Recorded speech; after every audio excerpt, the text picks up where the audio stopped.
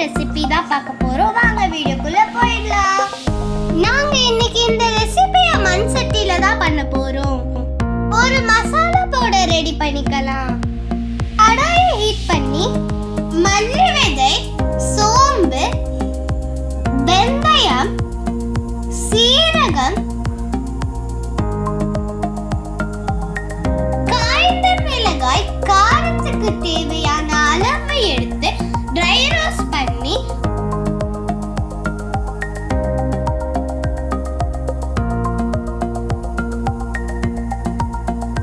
பவுடரா அரைச்சு எடுத்துக்கோங்க.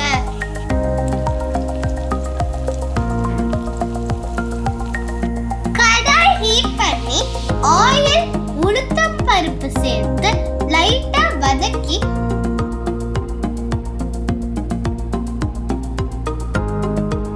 சின்ன வெங்காயம், பூண்டு, கருவேப்பிலை சேர்த்து ஆனியன் லைட்டா சாஃப்டா ஆகுற வரைக்கும் வதக்கிக்கோங்க.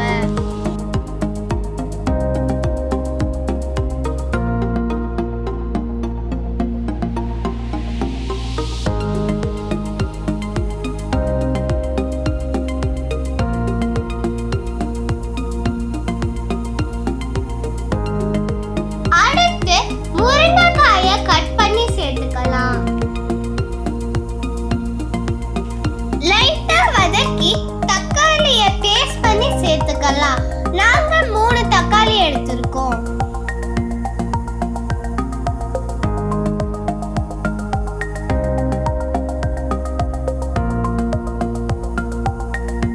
ஆயில் நல்லா பிரிஞ்சு வர அளவுக்கு வதக்கிக்கோங்க.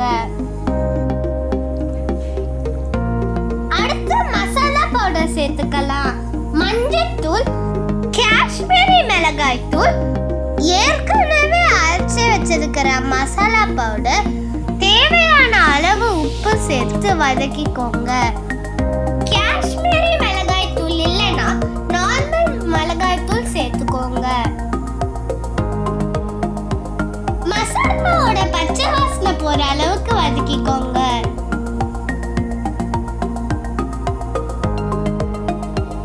அடுத்து தேங்காயை பேஸ்ட் பண்ணி சேர்த்துக்கலாம். 1/4 கப் கோகனட் பீஸ் எடுத்து அரைச்சு சேர்த்துக்கோங்க. அடுத்து புளி தண்ணியை சேர்த்துக்கலாம்.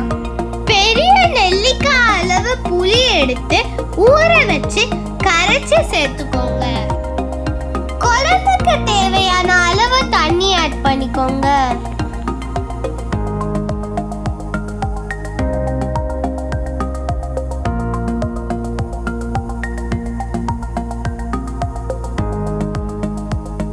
ஆயில் பிரிஞ்சு வர ஸ்டார்ட் ஆயிடுச்சு. முருங்கைக்காவும் வெந்துருச்சு. இப்போ நம்ம அரைச்சு வச்சிருக்கிற கோகனட் பேஸ்ட் ஆட் பண்ணிக்கலாம்.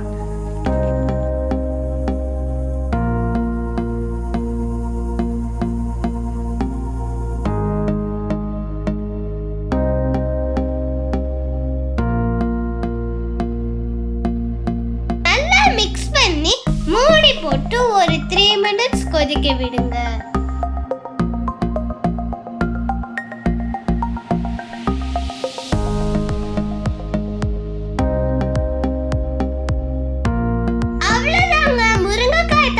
குழம்பு சூப்பரா ரெடி ஆயிடுச்சு.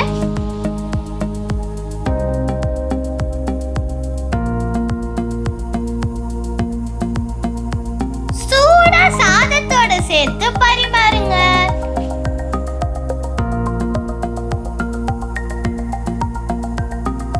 எங்க சேனல்ல ஃபர்ஸ்ட் டைம் பார்க்கறீங்கன்னா மறக்காம சப்ஸ்கிரைப் பண்ணி எங்களை சப்போர்ட் பண்ணுங்க.